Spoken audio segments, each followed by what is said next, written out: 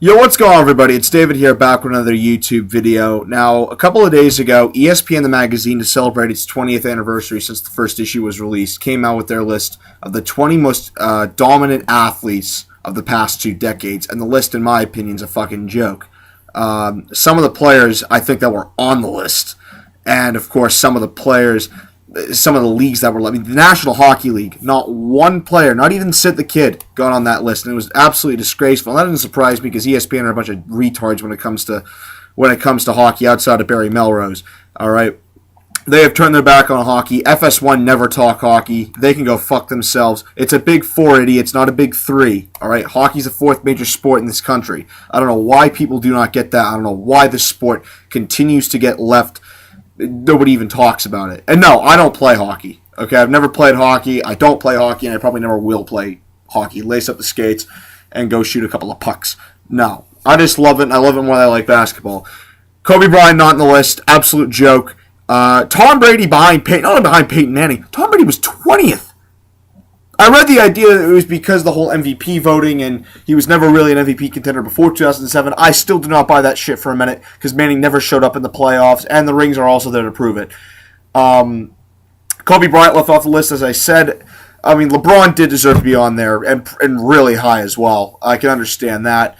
But some people were left off the list. Some were criminally low. And Major League Baseball, you put Barry Bonds on the list. I understand he broke the home run record, but come on, let's not kid ourselves. Just like Peyton Manning, the man never showed up in the playoffs except for 1 year, which they didn't even win the World Series, but he probably would have won the MVP had they won it.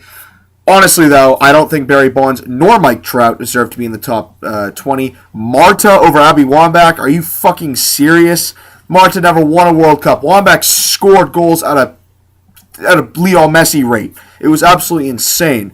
Now, what I've decided to do, because I seem to be more intelligent than the frauds that work at ESPN, I've decided to come up with my own list of my own top 20 most dominant athletes of the past 20 years. And let's start off with number 20, and it's Lindsey Vonn. You think about any skier, male or female, no skier has dominated this sport like Lindsey Vonn. Yes, you could argue that only one gold medal, but she still medaled quite a bit. She was still the best racer of this generation. I don't care what the Bodie Miller fans and the Ted Liggettys of the world say. I don't care what Michaela Schifrin goes on to accomplish. Lindsey Vonn was by far the best skier this nation has ever had. She dominated events from start to finish, and she made skiing watchable, at least on the women's side. She brought in ratings for NBC, I think, and therefore she deserves to be on the list. She dominated. She won World Cups. She won Olympic medals. She did well at World Championships. She was beyond exceptional. Number 19, Zinedine Zidane.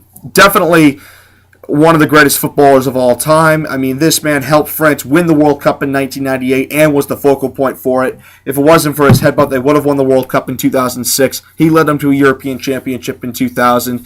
He was a joy to watch at Real Madrid. The man won Player of the Year twice. He took games on by himself, albeit he did play in all-star teams at Real Madrid. He played with David Beckham. He played with Roberto Carlos, the Brazilian Ronaldo, who I could have put in this list but chose not to, Luis Figo. He played with those guys. And he played with Thierry Henry, Patrick Vieira, Emmanuel Petit. No, he didn't play with David Ginola, but he played with an all-star French team in 98, 2000. Even though they shit the bed in 02, he still played for a great overall collection of players at those tournaments in 02, 04, and the World Cup, obviously, in 2006. He's now a great manager for Real Madrid. Ronaldinho was the most unique footballer of this generation, more so than Messi and Ronaldo. This guy helped Brazil win a World Cup, helped Barcelona win a Champions League, won multiple Ballon d'Ors, Players of the Year. Was a joy to watch. He flicked the ball up. Now, anybody that played FIFA or Pro Ev before the pre-Messi Ronaldo era, loved having him on their team, obviously. But Ronaldinho was unique with the ball, the moves he made. He did the famous step over. It was, again, he was unique. I use that word again, unique, not only unique footballer, unique Brazilian footballer. Because he wasn't like this physical, staunch, big guy that you see with the Brazil teams of recent. He was this guy that went back to the days of Pelé and Garrincha, where he moved the ball around, did nice little tap-over moves, and flicked it and scored these unbelievable goals. He was probably the most explosive footballer of this generation. Number 17 has got to be Aaron Rodgers, in my opinion. To me, he has to win one more Super Bowl, I think, but the man dominates football games, more so than Brady and Manning. He, by himself, dragged the Packers into the playoffs in 2016. The man has a rocket arm. He is durable. He connects with most people. He's the most accurate passer, is what I should say. He really is. The guy throws deep. He always seems to connect. Very mobile. He's an absolute joy to watch. 16, Abby Wambach. I put her in over Marta, Alex Morgan. I put her, hope so, anybody. I put her in over a lot of women's soccer players. In fact, I put her as the greatest women's soccer player ever. Again, she scored goals at a ridiculous pace. She was absolutely phenomenal to watch. She scored goals when it mattered most, and she was one of the big reasons why the U.S. team... She was the reason why they made it to the World Cup final in 2011, and I think she let people carry her over the threshold with that World Cup win in 2015. Her performance at the Olympics in 2004 and in 2012 was terrific. She definitely belongs there. Albert Pujols, I think, was the most dominant baseball slugger of this generation, with the possible exception of Barry Bonds. And he was a great fielder as well. Multiple Silver Sluggers, All-Star Game appearances. He's got the World Series titles, the longevity to show for it. He's my favorite baseball player of all time. Now, Derek Jeter, I could have put in this list. I chose not to.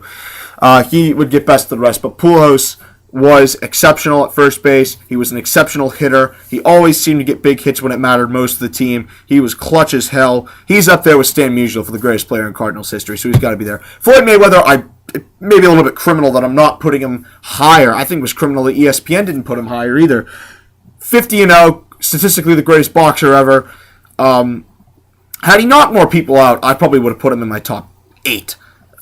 So we'll put Mayweather at 14. Peyton Manning at number 13. Great. He took on games by himself, of course. All the statistics are there to show for it. He has the rings. He has everything. I mean, multiple passing records, all the MVPs, all the All-Pro selections, all the Pro Bowl votes.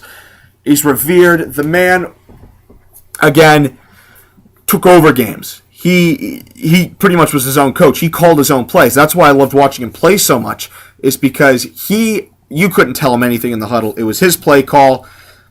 He knew what he was doing. He didn't need anybody to tell him. Lionel Messi, number 12.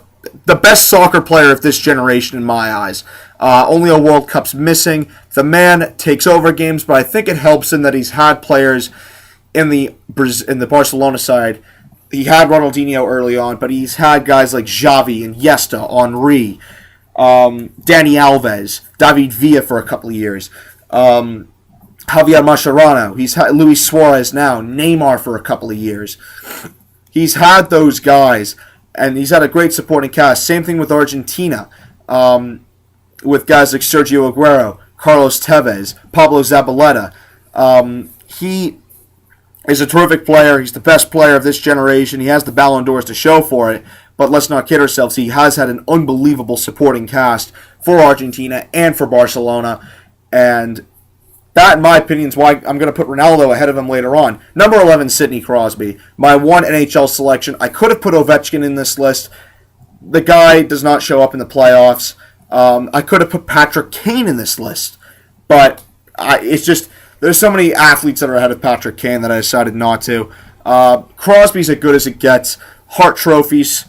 I don't know if he's won the Richard Award or not, but the man overcame concussions. He's won 3 Stanley Cups. He's won 2 Conn Smites. He's taken games by himself. You can talk all the great players that Pittsburgh have had. Yes, he's had Malkin. Yes, he's had Kessel. Yes, he's had Letang, Kunitz.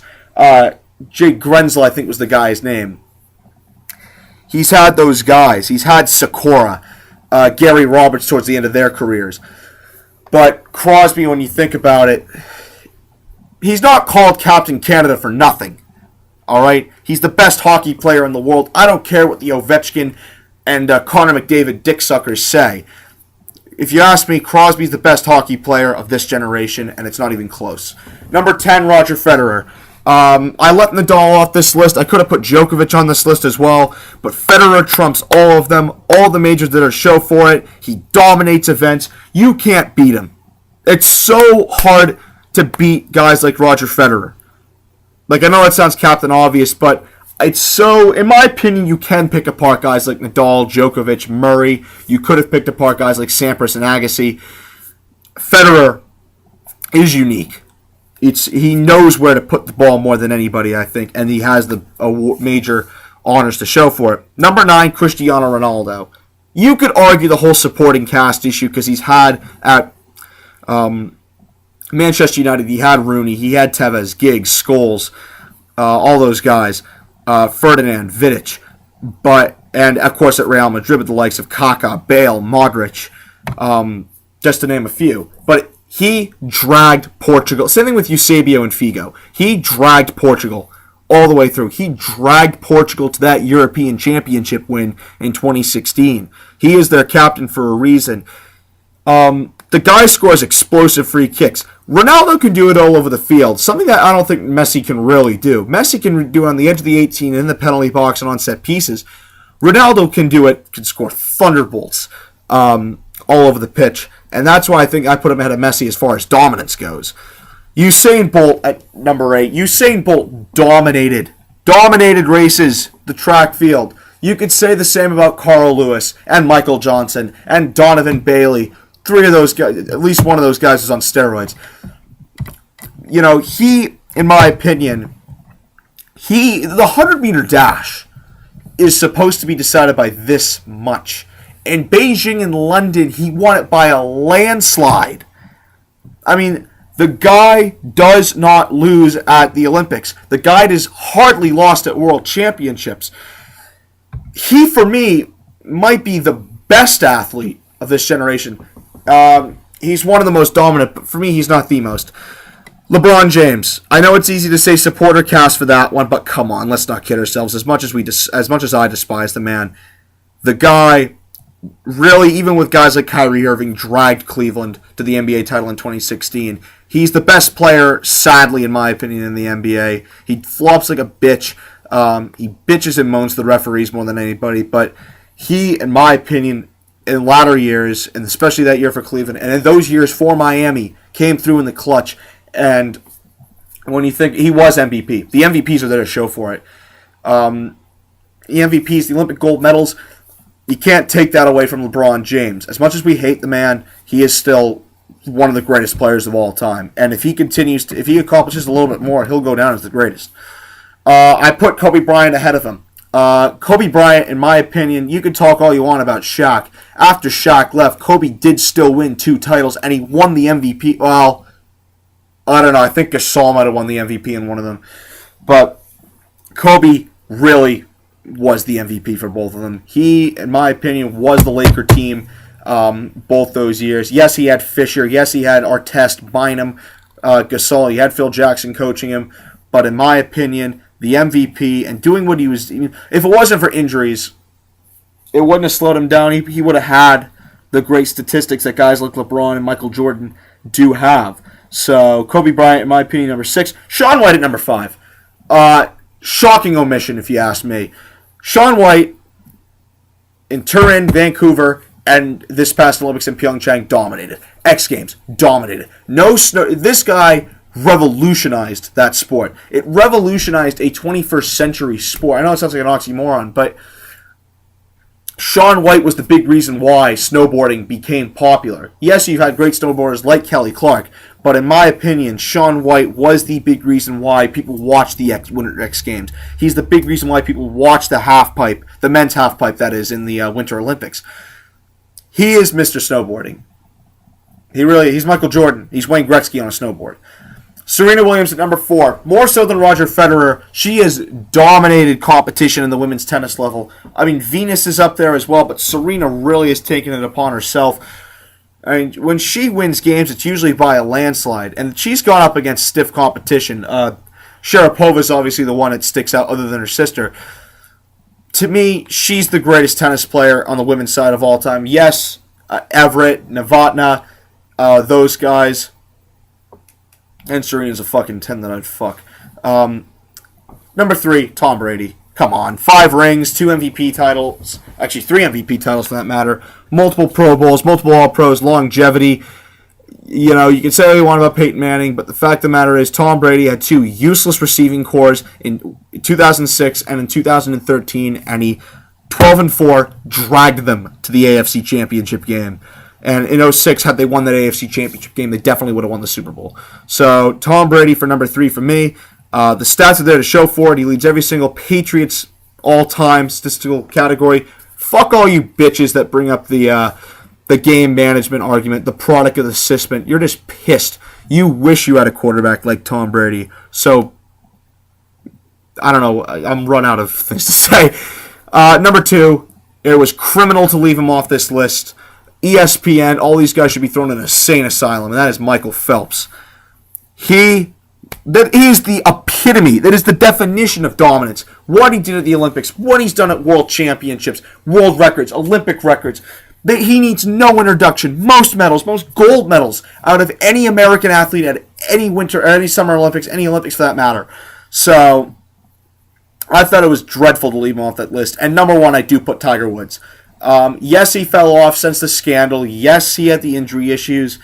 But, you know, when you look at it from the Masters victory 2008, and even sometimes after that, he dominated golf. He revolutionized golf. He brought in an urban athletic thing to golf that hadn't been seen before. So, that's it. That's my top 20. Listen, I'm not the most intelligent sports fan on the planet, but I think I'm a little bit more intelligent than these assholes at ESPN, the magazine. And that's sad that an 18-year-old kid can do that job better than you can. And that sounds smug. I don't give a fuck. I'm out.